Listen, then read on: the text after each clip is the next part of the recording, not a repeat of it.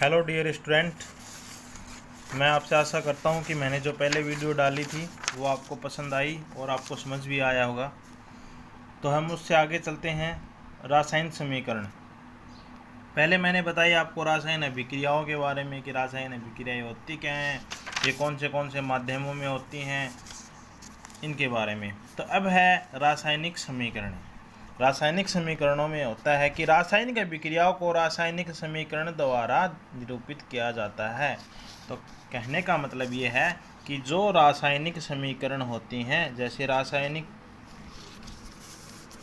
जैसे अपन ने लिखी थी रासायनिक समीकरण, जैसे Mg+O2 इक्वल टू MgO।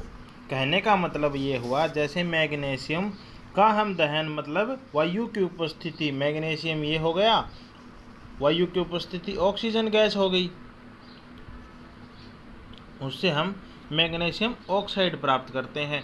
तो कहने का मतलब ये है कि जैसे हम अभिकारक और उत्पादों के दो अलग अलग रूप प्राप्त होते हैं, जो अभिकारकों से उत्पाद बनकर जो पूरा क्रियाक्रम होता है उसको हम बोलते हैं रासायनिक समीकरण। क्या बोलते हैं उसे? रासायनिक समीकरण।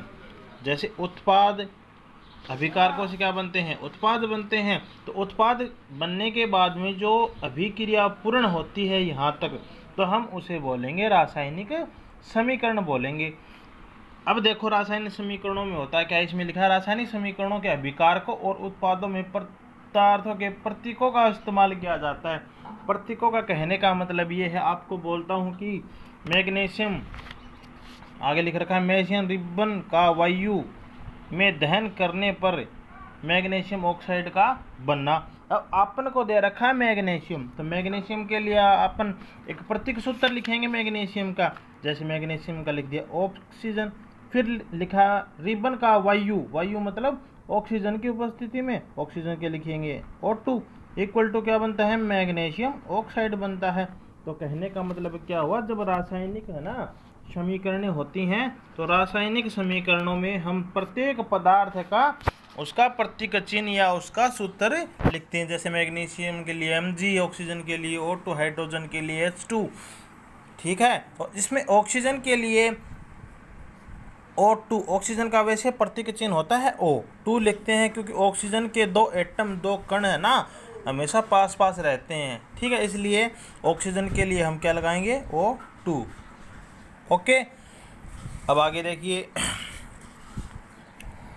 आगे समीकरण दे रहे हैं मैग्नीशियम रिबन का वायु ऑक्सीजन में दहन करने पर मैग्नीशियम ऑक्साइड बनती है।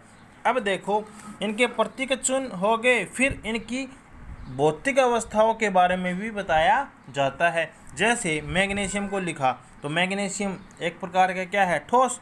तो देखो भौतिक अवस्था क्या होती है, आपको कल बताया था मैंने। भौतिक अवस्था, जब हम कोई भी रासायनिक अभिक्रियाएं करवाते हैं, रासायनिक समीकरण को बनाते हैं, तब हमारे पास अलग अलग पदार्थ होते हैं, तो उनकी हमें भौतिक अवस्थाएं लिखनी होती हैं कि ये पदार्थ कैसा है, ये ठोस है, ये द्रव है, या गैस है, या जलीय विलयन है। तो इस प्रकार की चार अवस्थाएं होती हैं, ठीक है।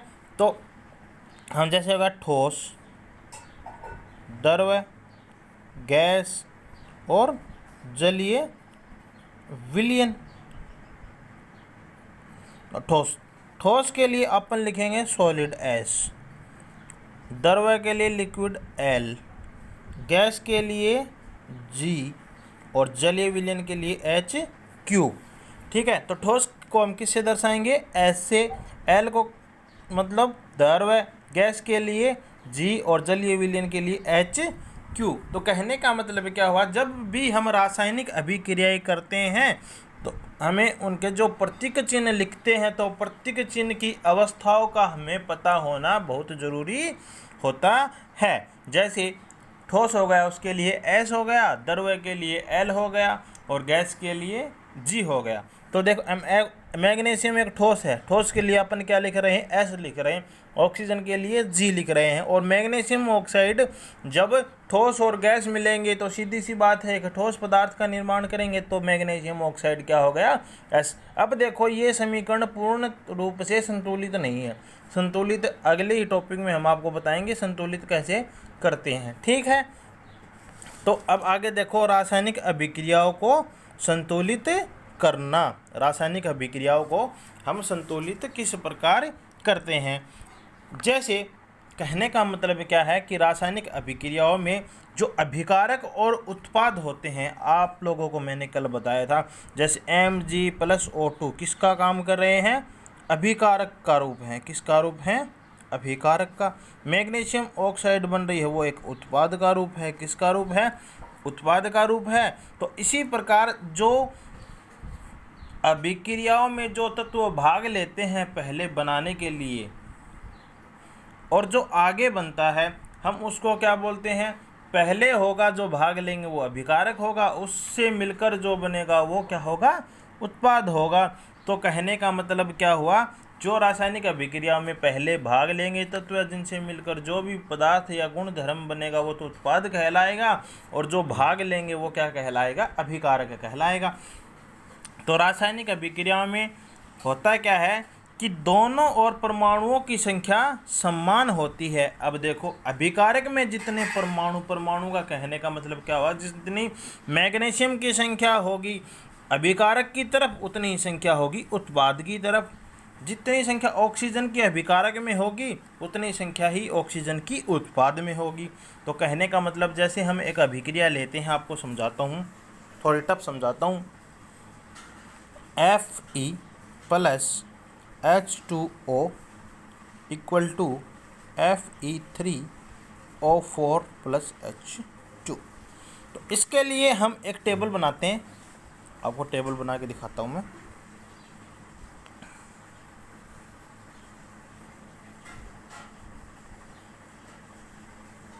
तो यहाँ आ गए हमारे तत्व,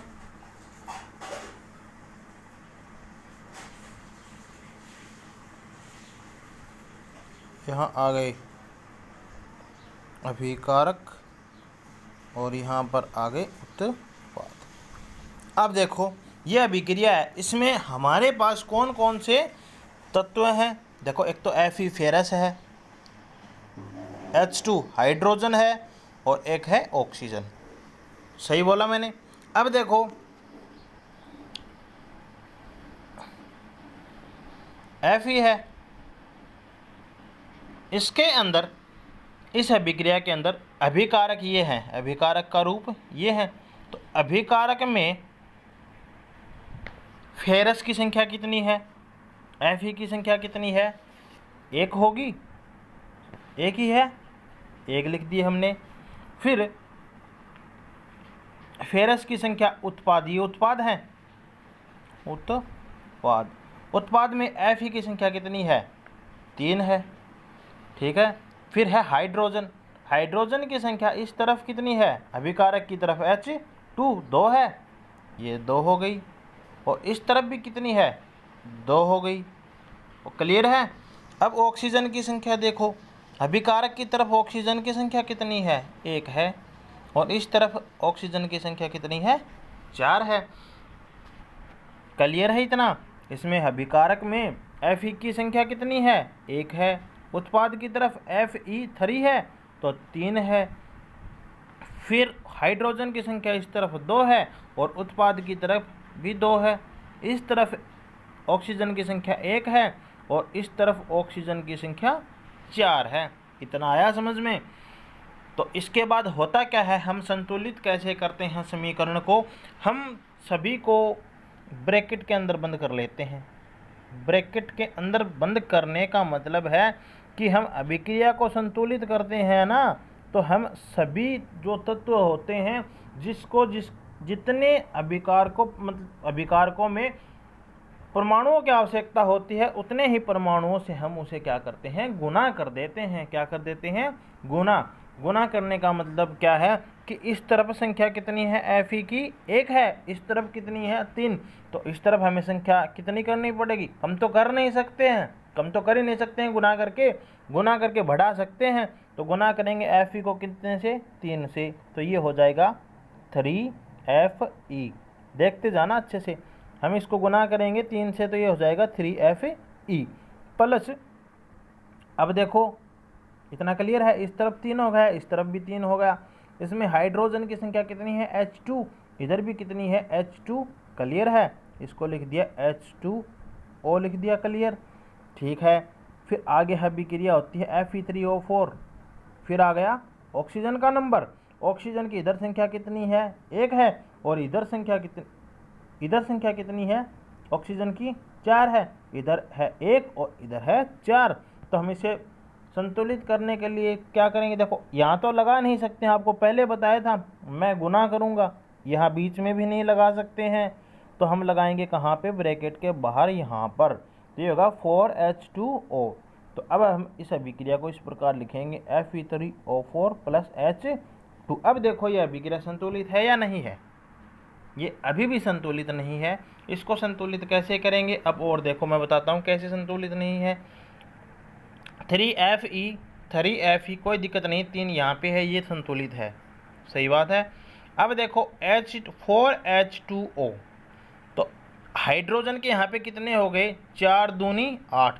देखो ये नीचे से ऊपर होगा तो मैंने पहले बताया था गुना होगी, जोड़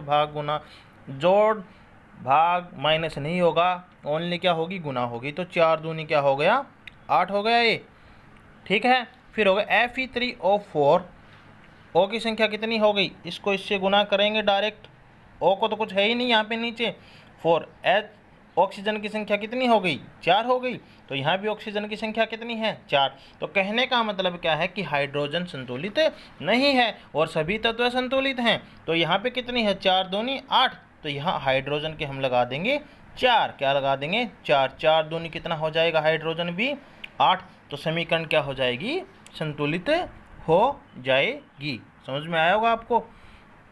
इसके बाद में है ये समीकरण, देखो मैंने यहाँ पे लिख दिया 3Fe4H2O equal to Fe3O4 plus 4H2O। अब देखो एक कहने का मतलब क्या है कि जितने भी अलग अलग तत्व होंगे ना, उनके बीच में जमा का निशान आएगा, जमा मतलब प्लस का निशान आएगा। उसके बाद में हम इनकी भौतिक अवस्थाएं लिखेंगे। भौतिक अवस्था आपको बताया था, ठोस, द्रव्य, गैस और जलीय विलयन। जैसे ठोस के लिए सॉलिड लिखा तो फेरस हो गया, लोहा हो गया, एक सॉलिड तत्व है। H2O जल एक लिक्विड है। Fe3 आपको बताया था कोई भी ठोस में अगर गैस या जलीय विलयन कोई भी मिलेगा तो क्या एक ठोस पदार्थ ही मिलेगा। फिर क्या हाइड्रोजन गैस निकलेगी, आपको बताया था उत्सर्जन कल, उत्सर्जन मतलब बाहर निकलेगी कौन सी गैस, हाइड्रोजन गैस। तो हाइड्रोजन एक प्रकार की क्या है, गैस है। ये नीचे सारणी बना रखी है, आपको जो करके दिखाया था वो समझा रखा है इसमें।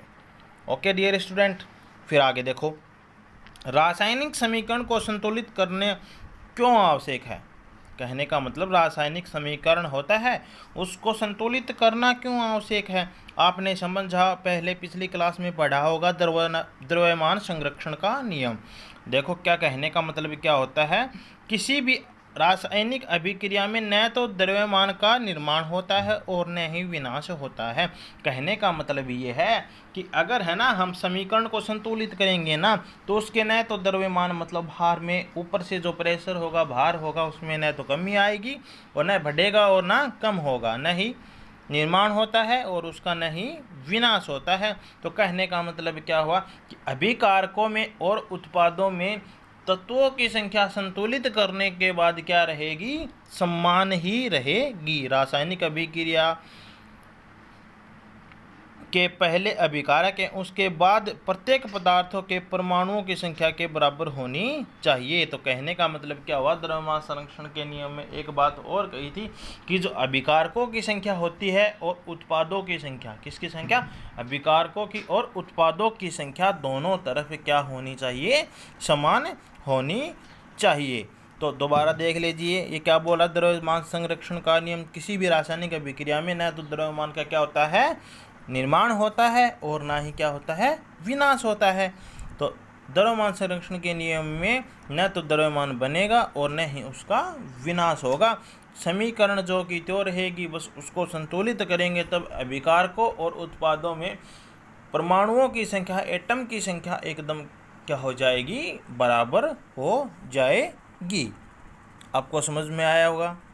अगर किसी भी बच्चे को कुछ भी समझ में नहीं आता है तो यूट्यूब चैनल पर या जो स्कूल का चैनल बना रखा है अपने, उसके ऊपर SMS करके बता सकता है।